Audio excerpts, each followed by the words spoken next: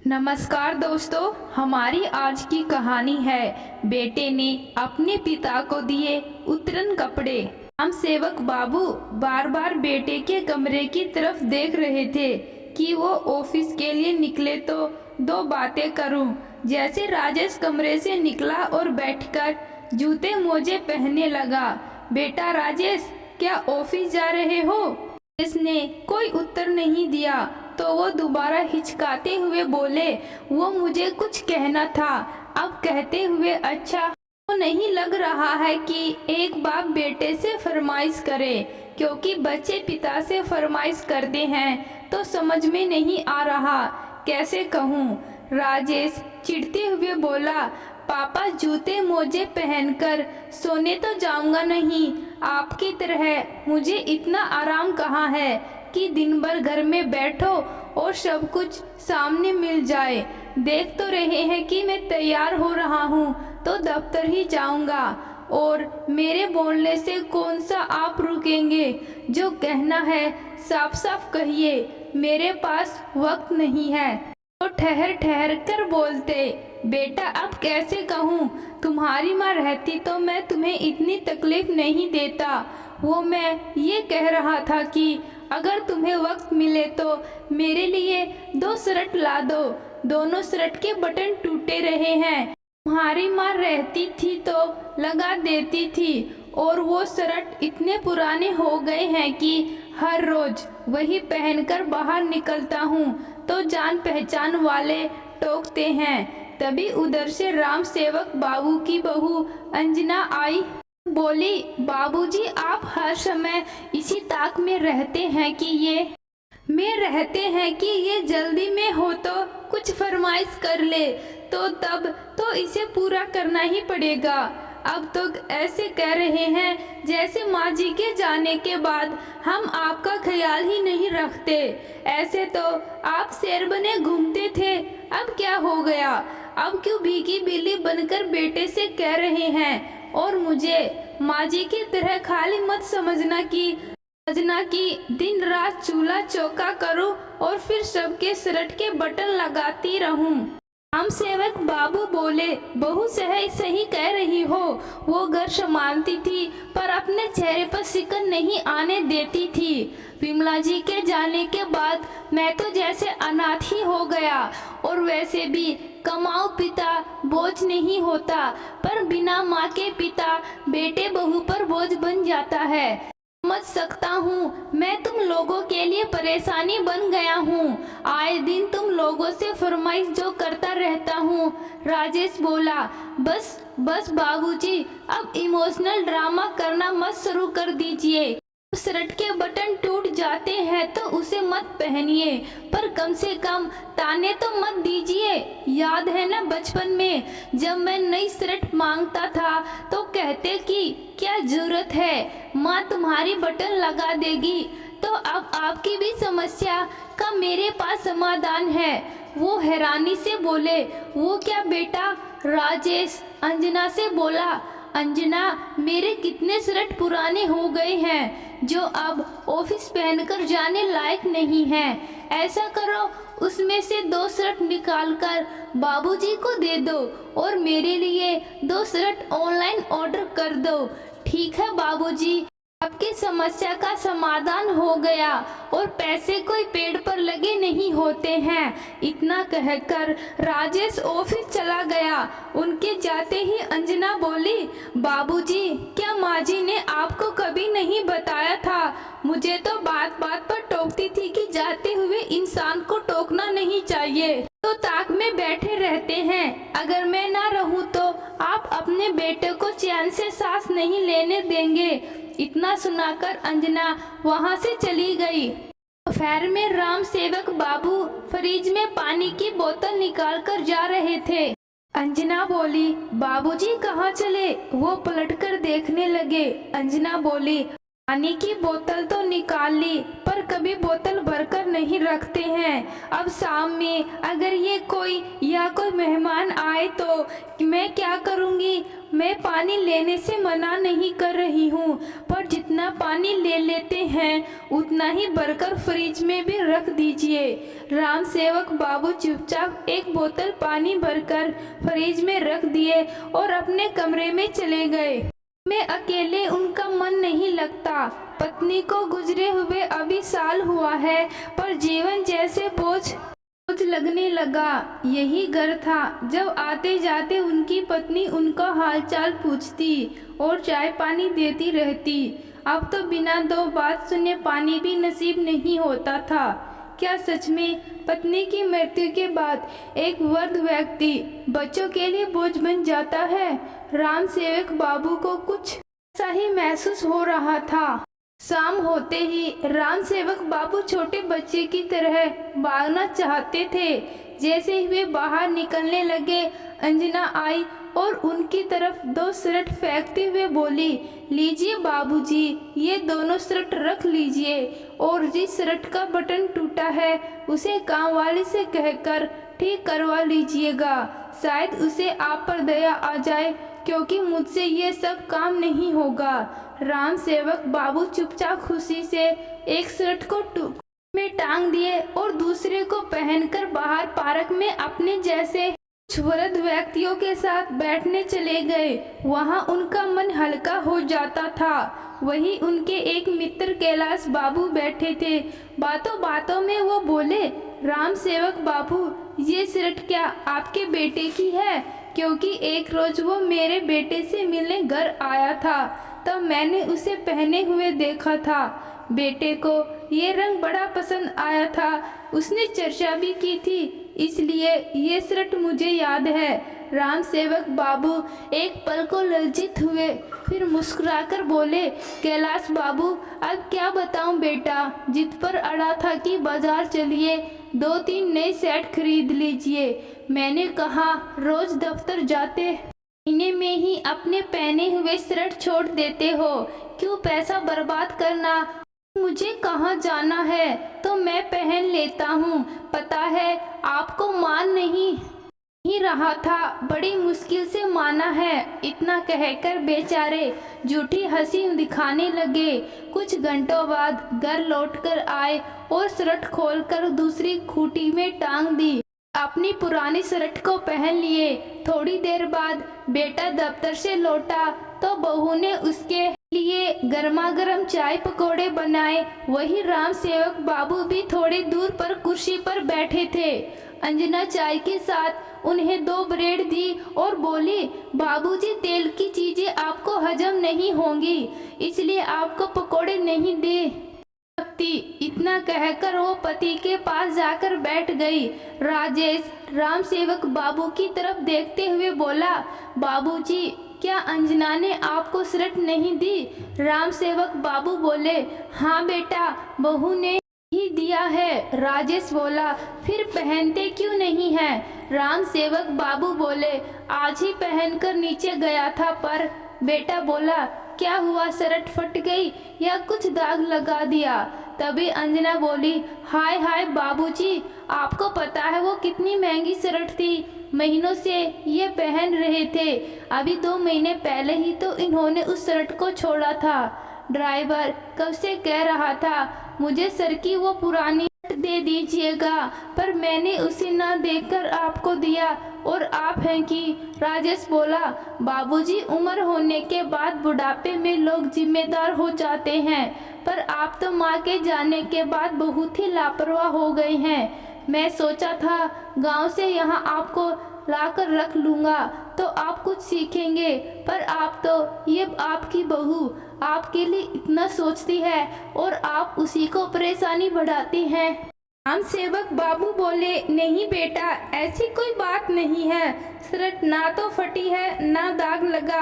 वो क्या है कि मैं उसे पहनकर नीचे गया था।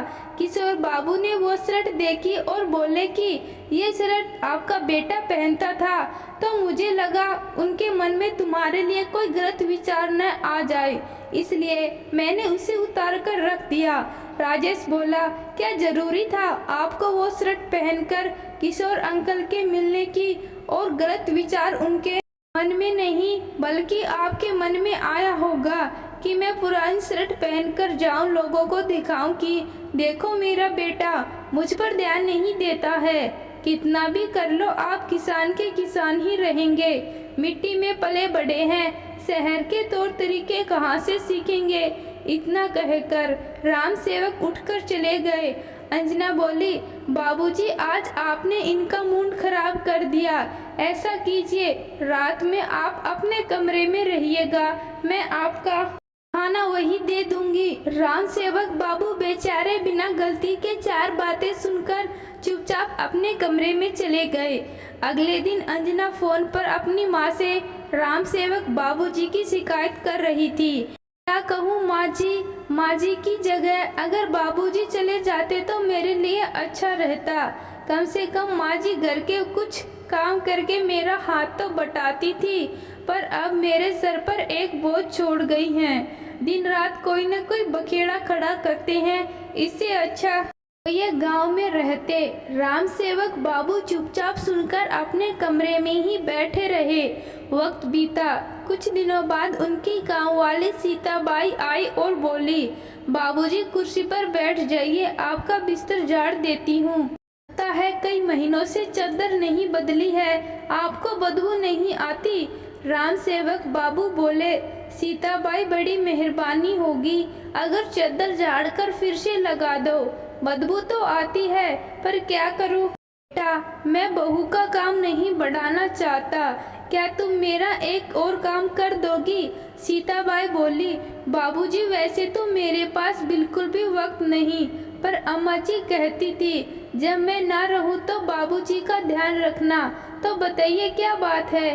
राम सेवक बाबू जल्दी से अपनी शर्ट लेकर आए और बोले, देखो इसका बटन संभाल के रखा हूँ, क्या तुम इसे टाक दोगी? सीताबाई मुस्कुराई और बोली, माँ बाप भी बूढ़े होने के बाद बच्चे हो जाते हैं। अम्मा जी क्या गई, आप बिल्कुल मुरझा गए हैं। क्या करोगे बाबूजी, जो किस्मत में लिखा होता है उसे तो काटना ही पड़ता है, पर सब बूढ़े लोग एक जैसे नहीं होते। सेवक बाबू बोले, क्या मतलब है सीताबाई? वो बोली, मेरे सास ससुर को देख लो, मेरे ससुर रिक्शा चलाते थे, बूढ़े पड़ गए, अब घर में बैठने लगे हैं। एक रोज मेरा मर्द गुस्से में उन्हें कुछ बोला। ससुर को पता था उनकी उम्र हो गई है, बेटे से हाथापाई में जीत नहीं सकते।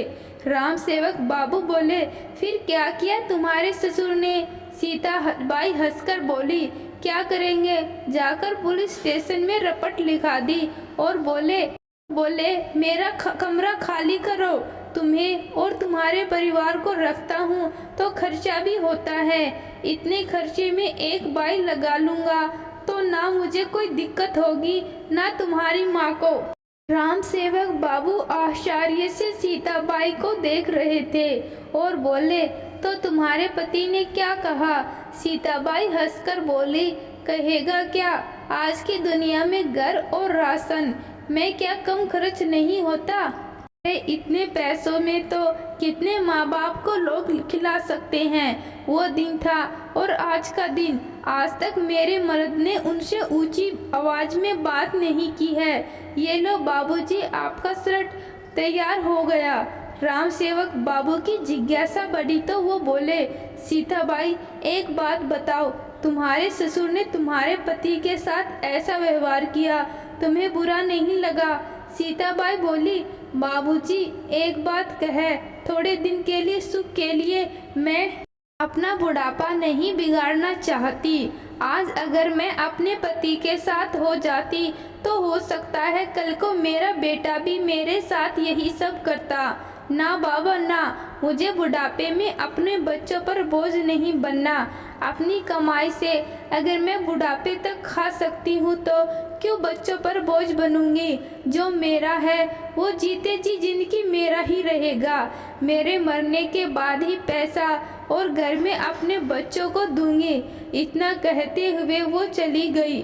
सीताबाई की बातें उन्हें सोचने पर मजबूर कर दिया कि जब तक रिक्शा वाले रिटायर होकर अपने घर में इज्जत से रह सकता है तो मैं क्यों नहीं। मैं तो किसान था, भले मुझे पेंशन नहीं मिलता, पर ये घर और बाकी की संपत्ति तो मेरी ही है। 2 दिन विचार किया और बेटे से बोले, मुझे तुमसे कुछ बात करनी है। बहू बोली, बात क्या होगी, फिर कोई फरमाइश होगी। राजेश बोला, बाबूजी ऐसे ही मुझ पर बहुत बोझ है, आप और मत बढ़ाइए। माँ के जाने के बाद आप बहुत परेशान करने लगे हैं। इससे बेहतर तो आप गांव में ही किसानी करते। मेरी गलती थी जो मैं माँ के साथ आपको यहाँ ले आया। राम सेवक बाबू बोले, हाँ बेटा, माँ बोझ क्यों लगती, तुम्हारे घर के काम जो करती थी। छोड़ो उन पुरानी बातों को, मैं वापस गांव जाना चाहता हूँ।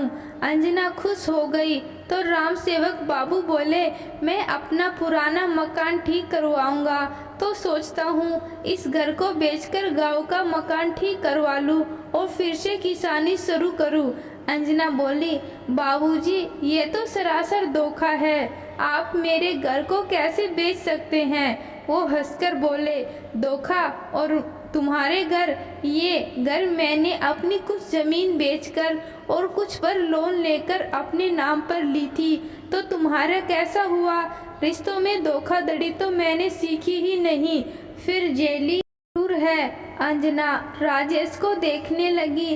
वो बोला, बाबूजी आपको ये सब कर क्या मिलेगा और आखिर किसने आपके कान भरे। वो बोले, मेरे कान किसी ने नहीं भरे।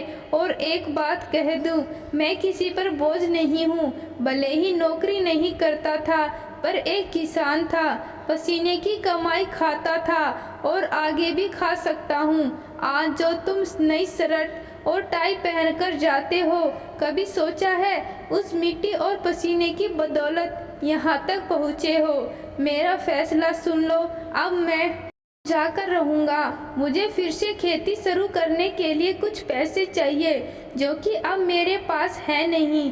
तो इस घर को मैं बेचकर तुम्हें 2 कमरे के घर के लिए पैसे दे दूँगा और बाकी के पैसे से मैं अपनी ज़िंदगी फिर से शुरू करना चाहता हूँ। बहू बोली, बुढ़ापे में आप सठिया गए हैं, आपकी उम्र है जिंदगी फिर से शुरू करने की। राम सेवक बाबू बोले, देख रहे हो सीताबाई को, एक घर के से काम छूटता है फिर नए सिरे से दूसरे घर के काम शुरू कर देती है, तो मैं क्यों नहीं कर सकता।